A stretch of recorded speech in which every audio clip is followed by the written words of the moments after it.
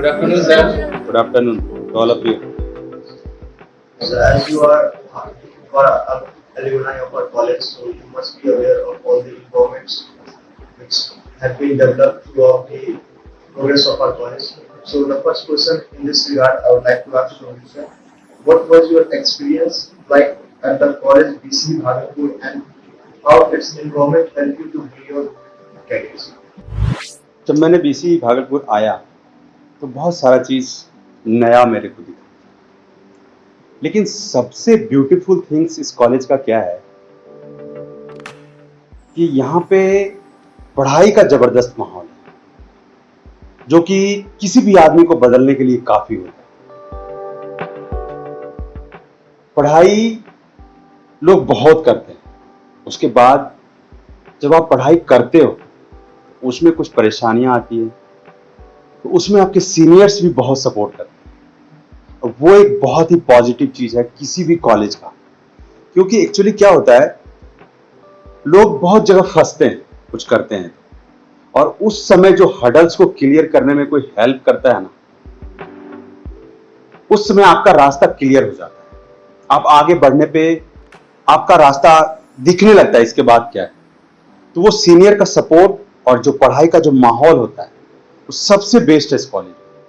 Thank you, sir. Sir, as I am myself a student of this college, and I have seen that there are a lot of unfavorable conditions in this college.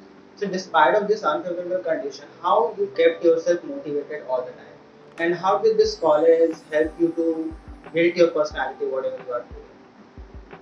Okay,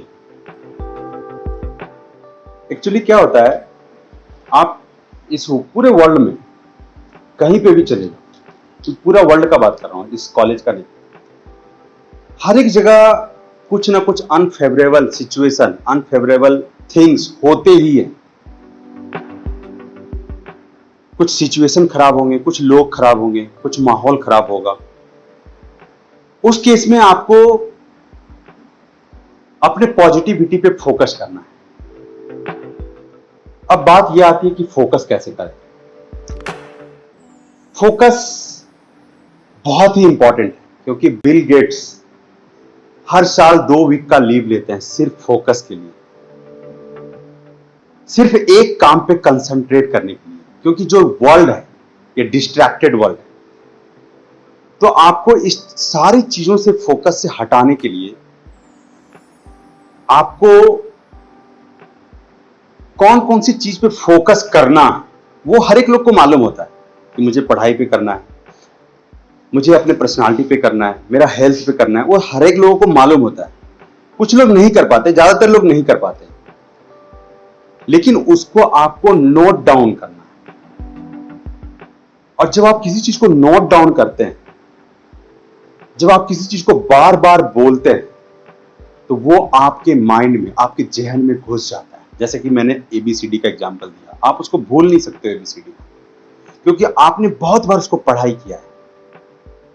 आप चाहकर भी ABCD नहीं भूल सकते। तो जो आपको चाहिए, जैसे आपको चाहिए कि मुझे पढ़ाई करना है और आपको कुछ माहौल खराब लग रहा है, तो उस केस में आपको क्या करना है कि I will focus on this topic, on this subject, on this study, ऐसा करके आपको लिखना है। उसके बाद उसमें और क्लैरिटी और लाना है। क्लैरिटी जैसे कौन सा टॉपिक पढ़ना है, कौन सा चीज पे आपको फोकस करना है।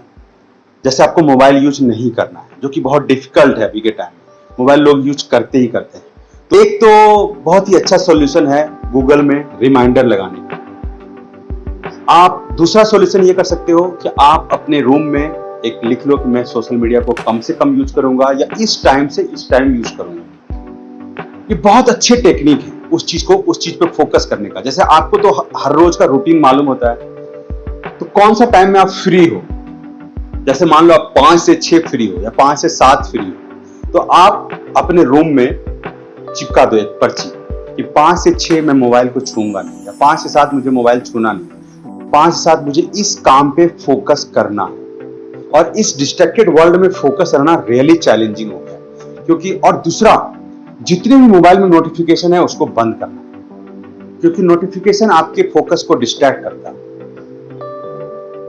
इसलिए इस तरह से आप अपने फोकस को कंसंट्रेट कर सकते हैं जो आप चाहते हो, क्योंकि हर एक लोगों का डिजायर, हर एक लोगों का इच्छा अलग अलग होता है। इस तरह से आप फोकस कर सकते हो पॉजिटिविटी। Thank you sir. अभी क्या है कि कॉलेज में अभी एडमिशन लेने के लिए इंजीनियरिंग एग्जाम होता है, उसको पास करना पड़ता है, फिर आ जाते हैं कॉलेज। ठीक है, कॉलेज में फर्स्ट ईयर में आता है तो ये सिखाया जाता है कि आप सब चीज़ में पार्टिसिपेट करो। ठीक है, सब पार्टिसिपेट करते हैं, साथ ही साथ पढ़ाई को भी मेंटेन करते हैं। ये जो रिदम था वो अभी जस्ट 12th पास करके आए, वो मेंटेन था। फिर सेकेंड ईयर में आए, फिर थोड़ा कम होने लगता है वो, इन द सेंस कि एग्जाम जो होता है वो 6 महीने पे एक बार, फिर 6 महीने पे एक बार होता है। तो 5 महीने जो होता है लगभग वो ऐसे मस्ती में निकल जाता है। लास्ट 1 महीना प्रिपरेशन करते हैं, फिर इस तरह से थर्ड ईयर में ये और कम होते चला जाता है।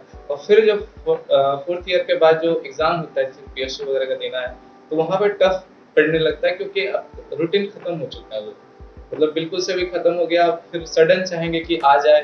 तो ये लॉन्ग टर्म में सर क्या सॉल्यूशन है कि इससे बचा जाए? बहुत अच्छा क्वेश्चन है। अमेरिका में एक सर्वे हुआ था स्टूडेंट्स पे कॉलेज लाइफ में। उसमें पूछा गया था कि आप में से कितने लोगों के पास गोल है अपने जीवन का। तो उसमें से 3% ऐसे बच्चे मिले थे, ऐसे स्टूडेंट्स मिले जो उनका गोल भी था, उनका प्लानिंग भी था, और वो पेपर पे लिखा हुआ था। 13% ऐसे स्टूडेंट मिले जिनका गोल तो था, प्लान तो था, लेकिन लिखा हुआ नहीं था, सिर्फ माइंड में था, मुझे ये करना है, मुझे वो करना है। लेकिन जो रिमेनिंग 84% बचा, उसके पास कोई गोल नहीं था, कोई प्लानिंग नहीं था, बस ऐसे थे कि कंपनी आएगी मुझे ले जाएगी। उस केस में जब आपके पास गोल नहीं होता है तो आपका माइंड डेविएट होता रहता है, डाइवर्ट होता रहता है, खास करके मोबाइल के जमाने में। उसके बाद जब 1979 में ये सर्वे हुआ था, फिर ऑलमोस्ट 10 इयर्स के बाद और या 15 इयर्स के बाद वो सारे लोगों को फिर से सर्वे किया गया। तो जो 84% लोग थे वो एक नॉर्मल इंसान की जिंदगी जी रहे थे, एवरेज लाइफ जी रहे थे। लेकिन जो 13% लोग थे वो 2 या 3% ज्यादा अर्न कर रहे थे। लेकिन जो 3% वाले थे वो ऑलमोस्ट 10 टाइम्स ज्यादा अर्न कर रहे थे, ज्यादा बेटर लाइफ था कंपेयर टू 84%। यानी कि 84% यदि 50,000 अर्न कर रहा है तो जो 3% वाले लोग हैं वो 5 लाख रुपए कमा रहे हैं। अब देखो डिफरेंस।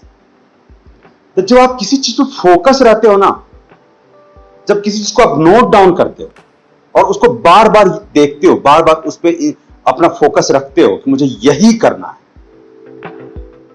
तब वो अपने आप आपका माइंड भागने नहीं देगा। वो एक फ्यूल की तरह काम करता है। जैसे आप गोल हट गया तो फ्यूल खत्म, जैसे आपका फोकस खत्म। वो गोल को आपको लिखना है कि आपको कॉलेज के बाद क्या चाहिए, आप या 10 साल के बाद आपको क्या चाहिए। जैसे लोग कभी रियलाइज नहीं कर पाते कि मेरे भी फैमिली होंगे। इसलिए मैं आप सभी से पूछा कि आप लोग कितने लोग रियलाइज कर पाते हो कि आपके फैमिली होंगे, आपके बच्चे होंगे। 100% लोगों का होगा, इसमें कोई डाउट नहीं है। तो उस चीज को आप रियलाइज करोगे, उस हिसाब से आप गोल सेट करोगे, तो ऑटोमेटिकली आप अपना टाइम स्पेंड करोगे अपने पढ़ाई पे, अपने कम्युनिकेशन स्किल पे, अपना प्लानिंग पे, सारी चीजों पे जो आपको बेहतर बनाएगा। इसलिए आप गोल बहुत मैटर करती है। तो गोल बनाइए, राइट डाउन करिए, उसमें एक डेडलाइन भी देना चाहिए। यदि आप गोल बनाते हो तो जैसे मैं बोलता हूं मुझे जॉब चाहिए ओएनजीसी में, तो ये जॉब तो 10 साल के बाद भी मिल सकता है, 3 साल के बाद भी मिल सकता है।